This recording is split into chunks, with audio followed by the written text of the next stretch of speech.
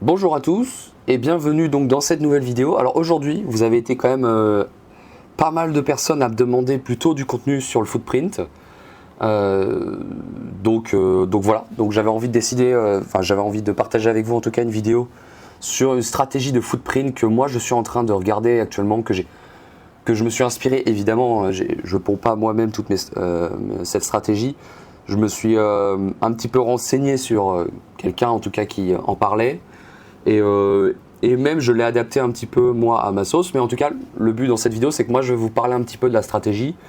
Je vais vous montrer un petit peu comment, en tout cas je vais vous montrer d'ailleurs 3 situations que moi j'ai regardé un petit peu l'historique du SP500 ces 2 dernières semaines, et donc je vais vous montrer avec vous 3 situations, et en fait à partir de ces situations je vais vous proposer un plan de trading à appliquer avec cette stratégie.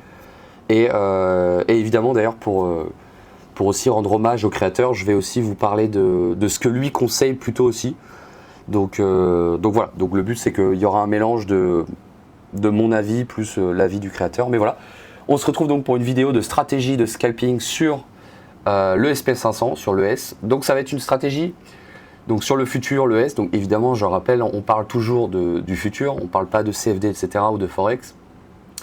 C'est une stratégie qui est sur le footprint 15 minutes. Donc, d'après le créateur de la stratégie, ça serait possible de l'appliquer sur du 30 minutes. Moi, j'ai personnellement regardé que le 15 minutes.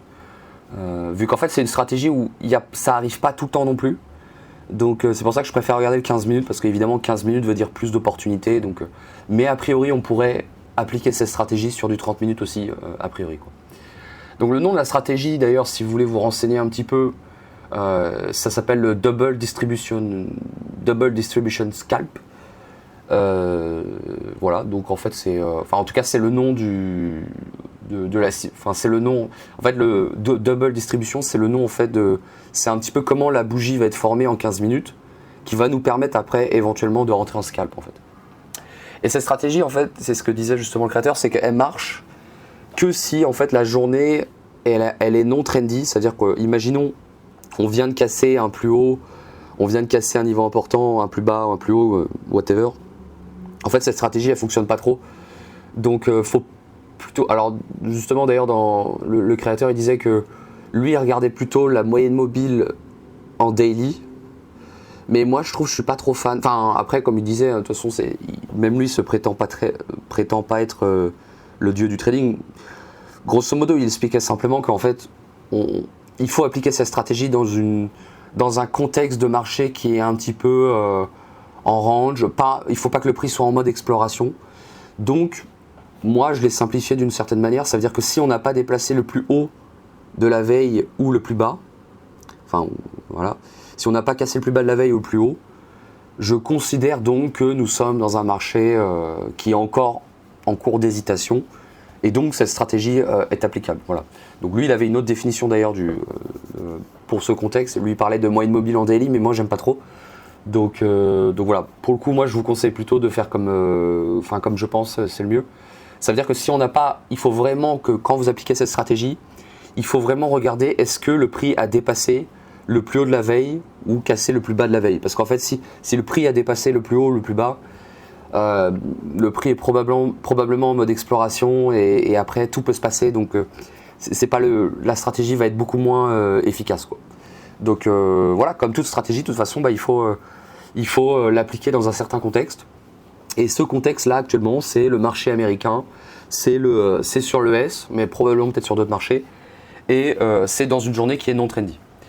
Donc on va rentrer un petit peu plus dans le vif du sujet, c'est-à-dire que donc je ne vais pas expliquer dans cette vidéo c'est quoi le footprint, parce que c'est pas le but de cette vidéo. Peut-être qu'un jour je ferai une vidéo sur le footprint, mais actuellement le but là c'est plutôt une vidéo destinée aux gens qui connaissent un petit peu le footprint. Le but c'est pas d'expliquer ce que c'est. C'est qu'en gros, pour ceux qui connaissent le footprint, il faut donc c'est du footprint 15 minutes comme je rappelle. Oula. Et il faut d'abord que, donc en fait il y a 2 bougies, il y a une phase 1 et une phase 2. Hop là. Hop. Bon bref, vous m'avez compris. Il faut que la bougie fasse une espèce de double distribution. Ça veut dire que, alors suivant comment votre footprint il est, mais grosso modo, il faut que votre bougie fasse un truc comme ça.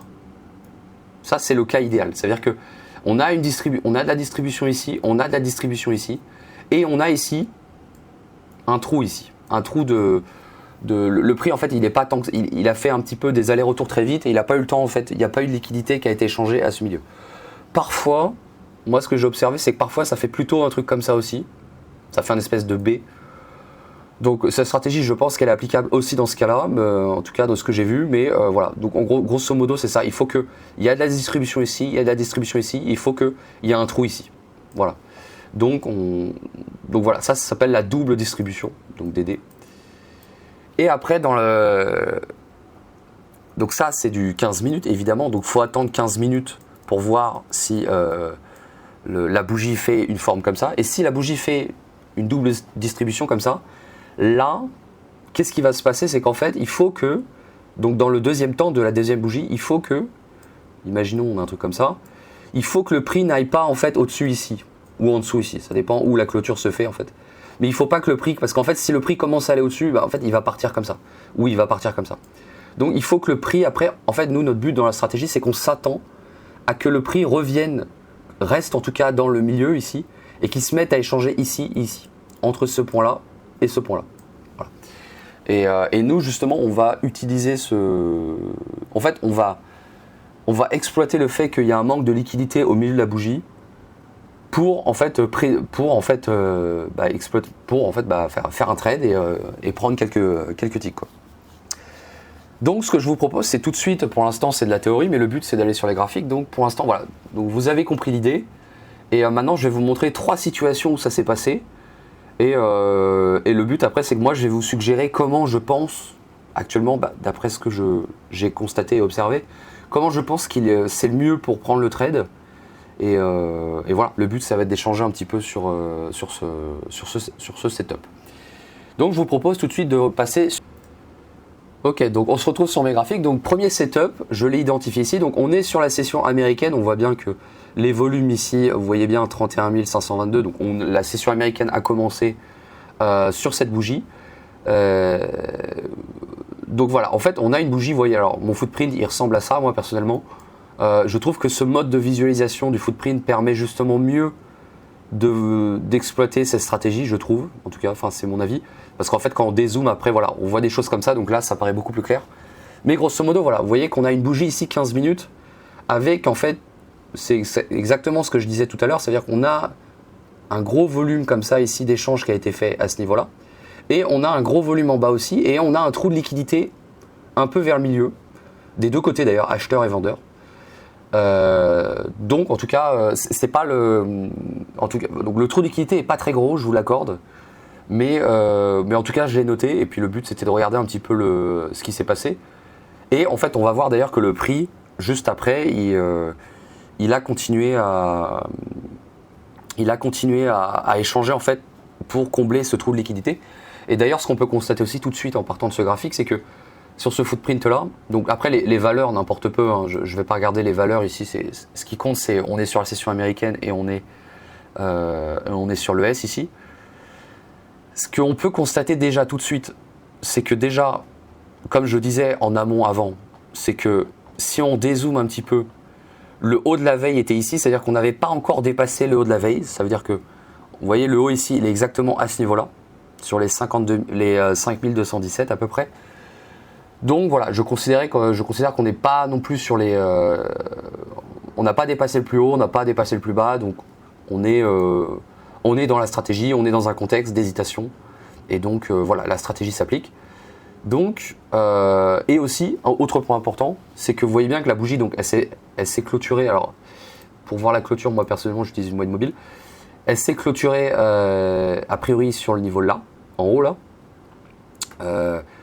Et en fait, vous voyez que le prix n'est pas allé, vous voyez, il n'est pas allé en haut en fait, parce qu'en fait, ce qui peut se passer avec ces bougies comme ça, c'est que parfois le prix va se mettre à aller en haut ou en bas en fait, suivant la clôture. Donc évidemment, dans ces cas-là, on ne peut pas appliquer sa stratégie en fait. Il faut que vous attendiez que le cours reste dans cette bougie en fait, parce que sinon, si on commence à dépasser en haut ou en bas, c'est plus bon, quoi. Donc là, on est sur un graphique footprint 15 minutes. Je vous propose de tout de suite aller sur un graphique chandelier de 10 secondes. Pour voir exactement ce qui s'est passé. Voilà, donc du coup sur du 10 secondes, on a quelque chose comme ça. Ça veut dire, donc si vous vous souvenez un peu de mes traits, c'est-à-dire que ça, ici, de là à là, c'est la première bougie donc, qui a créé cette liquidité, hein, cette double distribution. Et on a ouvert la bougie d'après sur le bas de la distribution ici. Et après, donc vous voyez, le prix, il a fait pas mal de... Donc c'est cette zone-là qui nous intéresse, entre ici et ici. Vous voyez bien, ce qui est assez intéressant, c'est que le prix, on a ouvert un petit peu sur le bas ici. Il a fait pas mal d'allers-retours. Vous voyez, il est monté là, il est descendu là, il est reparti là, il est descendu là, il est remonté là. Après, il a commencé à bouger un petit peu vers le haut comme ça. Mais ce qu'on peut voir en fait, et c'est d'ailleurs ce que le créateur de cette stratégie, enfin le créateur, pardon, celui qui m'a donné l'idée de cette stratégie, lui, il préconise pour exploiter cette stratégie de plutôt prendre des scalps entre cette zone-là et cette zone-là, avec des risques reward de 1,25 de mémoire. Le problème que j'ai un petit peu avec ces histoires de scalp avec des risques reward de 1,25, c'est que, en fait, avec les filles qu'on a sur le SP500, enfin sur Futur, en fait, je me dis que ça va quand même, enfin, c'est possible, hein, mais en fait, moi, je suis plutôt dans l'état d'esprit de, c'est plutôt mieux de prendre de l'argent sur un gros trade. Donc moi, je vais vous donner une stratégie, comment je pense que c'est mieux d'exploiter cette situation. Et après, avec le temps, je updaterai un petit peu sur YouTube. Mais pour l'instant, dans les 3 situations que je vais vous montrer, bizarrement, à chaque fois, ma stratégie, elle fonctionne plutôt bien. Moi, ce que je vous conseille, c'est plutôt que quand le trade, donc vous voyez la bougie là ouverte ici, on est resté dans la zone ici. Donc on n'est pas allé vers le bas, etc. On n'est pas allé s'aventurer, etc. Donc si le prix comme ça se met à rester dans la zone, donc après, si on voit que le prix n'accélère pas vers le bas et tout, l'idéal pour moi, ça serait de prendre un trade sur ce milieu ici, ce milieu ici de cette zone, hein, donc les 50 ici, donc c'est les 5206.75, donc ça serait de prendre un achat sur ce niveau-là. Donc après, soit vous le prenez là, soit vous le prenez là, soit vous... Alors après, ça dépend. Mais grosso modo, je pense que sur le milieu, c'est pas mal. Avec un stop loss ici à 1 ou 2 ticks du bas de la zone. Et un TP, je pense que on peut viser... Alors en fait, ça dépend. Soit on n'est pas très gourmand et on vise cette zone-là à peu près. Donc la zone ici. Donc la zone ici qu'on voit là, c'est le début... C'est le début de la zone de distribution supérieure. Je ne sais pas si vous vous souvenez un petit peu. Donc soit on vise un TP qui est par là, soit on se dit on veut des meilleurs risques reward et donc on va chercher plutôt le milieu ici. Et donc ici, on serait grosso modo, hein, imaginons on prend un trade sur le milieu ici. Donc on aurait un stop loss à 1, 2, 3, 4, 5, 6, 7, 8, 9, 10. Donc là on aurait 10 ticks. Et imaginons, on n'est pas très gourmand bien sûr, on s'arrête ici au milieu, ici là. Ça aurait fait 1, 2, 3, 4, 5, 6, 7, 8, 9, 10, 11, 12, 13, 14, 15, 16, 17, 18, 19, 20, 21, 22, 23. Donc 22, 23 suivant où vous rentrez et vous sortez, mais à peu près entre 20 et 23 ticks ici, donc c'est plutôt pas mal. Ici on voit bien que en rentrant dans cette zone et en sortant au milieu à peu près ici, on se retrouve avec quand même un beau trade. Donc voilà, ça c'est un petit peu ce que moi je pense être le mieux pour exploiter cette stratégie. En sachant que j'ai reporté depuis ces 2 dernières semaines tous les cas de double distribution et à chaque fois les doubles distributions qui ont, avec un open qui s'est fait dans la zone, etc. À chaque fois, j'ai remarqué que le prix restait dedans quand même, quoi. Donc du coup, c'est assez intéressant. Donc ça, c'était le premier cas. Voilà. Donc du coup, je vous propose d'aller voir le deuxième cas. Donc le deuxième cas avec les doubles, enfin le deuxième et le troisième d'ailleurs, ils se sont passés juste l'un après l'autre. Donc on est pareil dans une situation assez similaire, ça veut dire qu'on a un low qui est ici sur les 50 037 là, et on a un top de la veille bien sûr qui est sur les 51 027. Donc je considère qu'ici on est au milieu, donc on est parfait quoi. On est parfait quoi. Voilà. Donc ça, je vous propose d'aller zoomer un petit peu pour voir ce qui s'est passé. On est pareil sur le S, footprint 15 minutes, session américaine, voilà. Donc là, on a vraiment, là on a le setup qui est parfait. Vous voyez un petit peu ici, alors je ne vais pas montrer les valeurs parce qu'on s'en fout des valeurs. Mais vous voyez, on a une belle distribution qui a été faite ici, on a une belle ici et on a un trou au milieu. Donc là, c'est encore plus, là c'est vraiment c'est magnifique. Donc là, c'est vraiment exactement le setup qu'on recherche en fait. C'est vraiment quelque chose comme ça.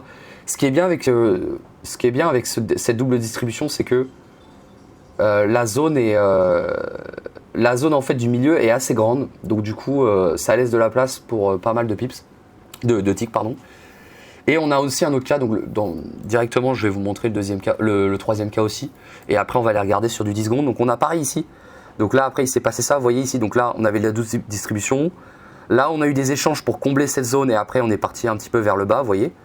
Ici pareil on a une double distribution, donc un peu arrangé différemment, je vous l'accorde. Et le prix, voilà, il a échangé un petit peu à ce niveau-là. Et après, il a commencé à break out un peu vers le bas. Voilà, donc celui-là, il est un peu imparfait, mais je trouvais qu'il était quand même... on a quand même cette distribution ici qui est là. On a quand même de la liquidité ici qui est ici. Et on a un trou ici qui est assez net quand même. Donc du coup, je considère que pour moi, le setup s'applique ici. Donc moi, je vous propose tout de suite d'aller sur le graphique 10 secondes pour voir exactement ce qui s'est passé.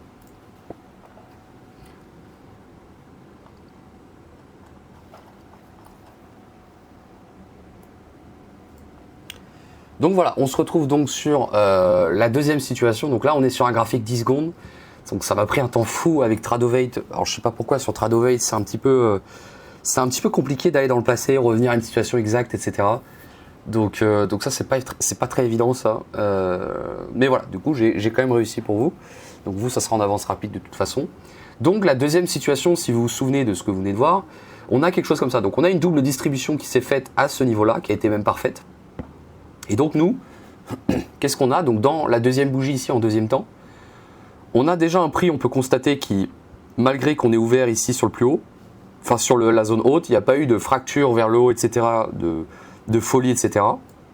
On a un prix donc qui a fait ça, qui est descendu là, qui est remonté là, qui est descendu là, qui est remonté là, qui est descendu là, qui est remonté là, et maintenant après il a breakout.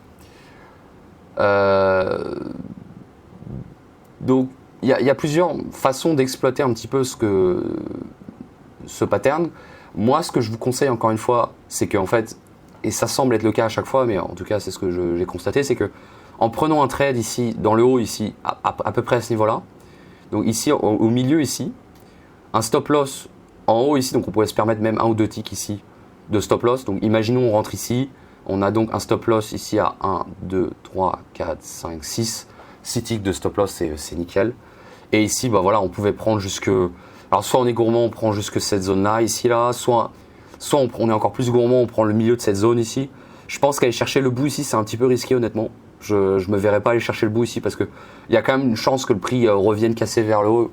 On est quand même dans un marché qui est un petit peu en tendance. Donc moi, je pense qu'en tout cas, le meilleur stop ici, c'était de prendre le milieu ici.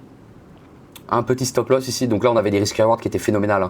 On a dit tout à l'heure, donc 6 ticks de stop loss. Si on vient chercher le milieu ici, on prend 1, 2, 3, 4, 5, 6, 7, 8, 9, 10, 11, 12, 13, 14, 15, 16, 17, 18, 19, 20, 21, 22, 23, 24, 26. Donc là on a 26 ticks quoi. Donc on a quasiment un risque reward de 4 ici, en prenant une vente ici. Stop loss ici, retour sur le milieu ici. On avait un risque reward de 4 ici, donc c'est un peu phénoménal. Là, c'est phénoménal. Là, c'est vraiment c'est magnifique. Éventuellement, ce qui est possible de faire, d'après ce que disait justement le mec qui montrait cette stratégie, c'est que lui, il conseillait plutôt d'essayer de vendre sur cette zone-là, donc à peu près par là, et d'aller chercher des bouts ici, essayer de vendre, etc.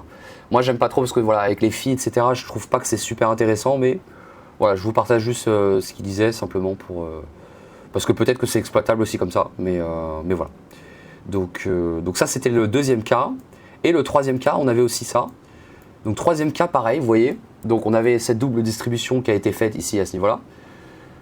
Et encore une fois, pareil, on rentrait ici au milieu. Donc là malheureusement, il se peut qu'à un tick, d'ailleurs, on n'était pas exécuté. Il se peut qu'à un tick, on n'était pas exécuté, je pense même à un ou deux ticks même.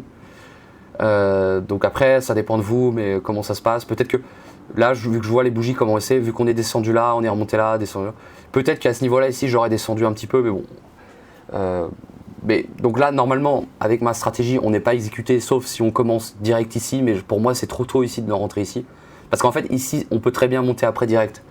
Donc moi, je pense qu'il vaut mieux attendre un petit peu pour voir si le cours reste dans cette zone ici, parce que le but quand même, c'est pas de se faire prendre un stop loss pour rien, quoi. Donc Donc là, potentiellement, le point d'entrée était fucked up.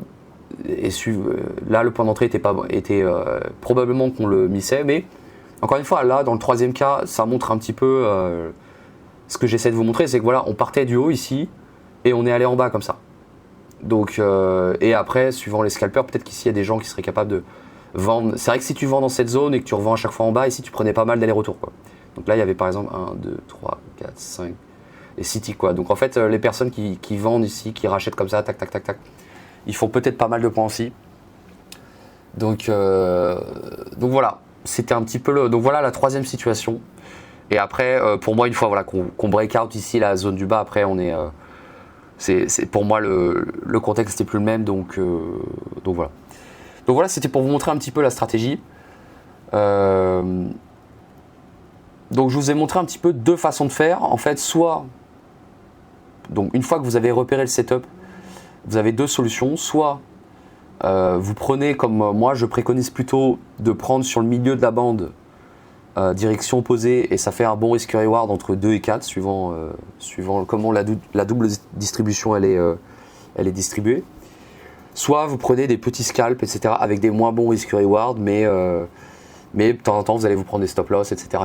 Donc voilà, donc voilà, j'espère que cette vidéo vous a plu. C'était pour moi personnellement, ce que je vais faire de mon côté, moi, c'est que je vais tous les jours, je vais regarder un petit peu comment le prix a bougé, et je vais regarder ce setup exactement comment ça s'est passé, et je vais prendre un screenshot, etc. Et puis après, avec le temps, d'ici quelques semaines, et bah si je vois que il y a une façon de l'exploiter qui semble plus intéressante, et bah je testerai sur du démo ou du live, je sais pas encore. Mais voilà, c'était pour vous partager ce setup. Vous avez été beaucoup à me demander un setup sur le footprint, donc en voici un. En tout cas, je vous remercie d'avoir suivi la vidéo. Je vous dis merci d'avance pour ceux qui mettent un like et un commentaire. En tout cas, ça booste la chaîne. Et puis moi, je vous retrouve dans d'autres vidéos. Salut les gars!